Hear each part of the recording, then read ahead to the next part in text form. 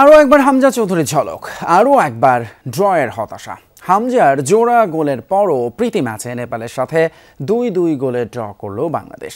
এক গোলে পিছিয়ে থাকা স্বাগতিকদের খেলায় ফেরে দ্বিতীয়ার্ধে এগিয়ে যায় 2-1 ব্যবধানে। আর সেখান থেকে অতিরিক্ত সময়ে অনন্ত তামাংয়ের গোলে বাংলাদেশের জয় কেড়ে নেয় নেপাল। জাতীয় স্টেডিয়ামে 18 নভেম্বর এশিয়ান কাপ বাছাইয়ে ভারতের বিপক্ষে মাঠে নামবে হ্যাভিয়ার ক্যাবরেরা শিষ্যরা। বিরতির পর প্রথম মিনিট, ডান পাশ থেকে ফাহিমের ক্রস, সামনে বাড়ালেন জামাল ভুঁইয়া, একটা ওভারহেড কিক আর হামজা ম্যাজিক। অদ্ভুত মুগ্ধতা জাতীয় স্টেডিয়াম থেকে টিভির পর্দায়।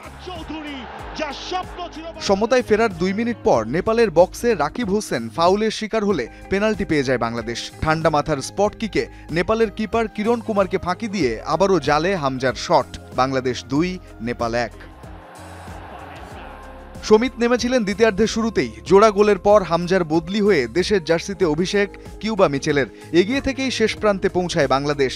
তবে যোগ করা সময়ে কর্নার থেকে আসা বলে পা ছুঁয়ে নেপালকে সমতায় ফেরান অনন্ত তামাং। জয়ের আশায় বুক বেঁধে ড্র নিয়েই থাকতে হলো সন্তুষ্ট।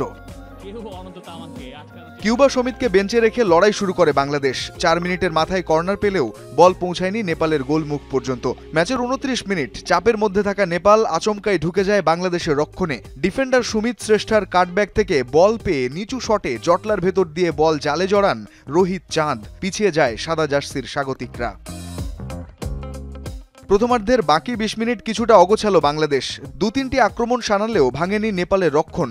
আক্রমণের ধার বাড়িয়েও তাই 1 গোলে পিছিয়ে থেকে বিরতিতে যেতে হয় জামাল হামজাদের। তবে ওই এক হামজা জাদুতেই শেষ গল্পে অন্তত পরাজয় দেখতে হয়নি বাংলাদেশকে। রঞ্জন শান্ত, যমুনা স্পোর্টস।